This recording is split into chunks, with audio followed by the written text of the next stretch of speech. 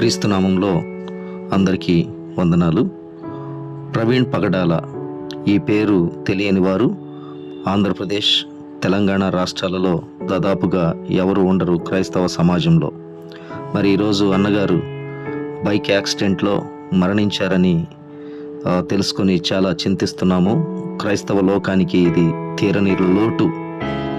మరి ఇది బైక్ ప్రమాదమా లేకపోతే హత్య అనేది ఇంకా పూర్తిగా తెలియనప్పటికీ అనేక మంది దీని మీద చాలా అనుమానాలు వ్యక్తం చేస్తూ ఉన్నారు.